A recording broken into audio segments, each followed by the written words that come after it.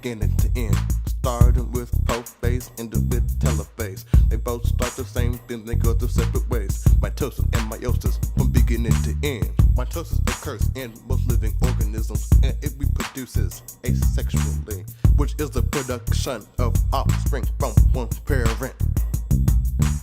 With mitosis, you start with prophase. That's the shortening and coiling of DNA into rod-shaped chromosomes. Then the next step is metaphase, when kinetic short fibers move the chromosomes to the center of the dividing cell.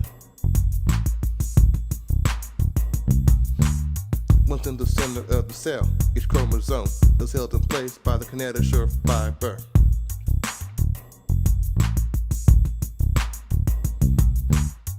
Once you're done with metaphase, then it's time for anaphase, and that's when the chromosomes split up. Yeah.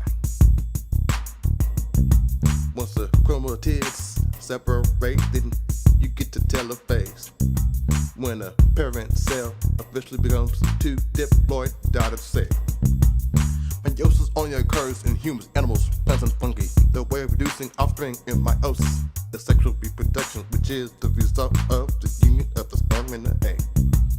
Meiosis also has two phases, which are meiosis 1 and 2. To start meiosis 1, you have prophase 1, and that's when DNA coils tightly into chromosomes.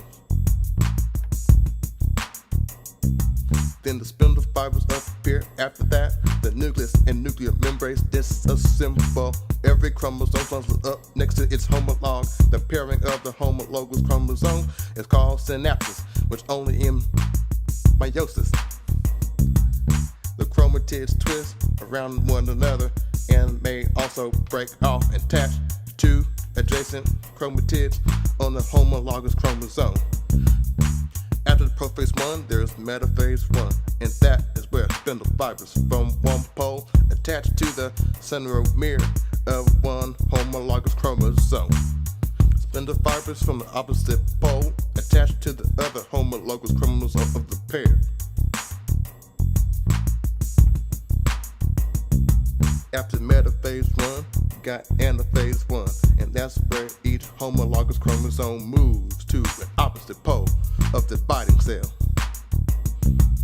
The random separation of the homologous chromosome is called independent assortment, which results in genetic variation. The chromosomes reach the opposite end of the cell, and cytokinesis begins. The new cell contains the half-life number of chromosomes and half the number of chromosomes of the original cell.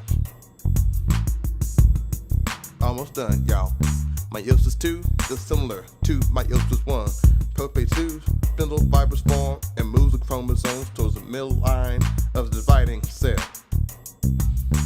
Metaphase 2, the chromosomes move to the middle of the dividing cell, with each chromatid facing each opposite pole of the dividing cell.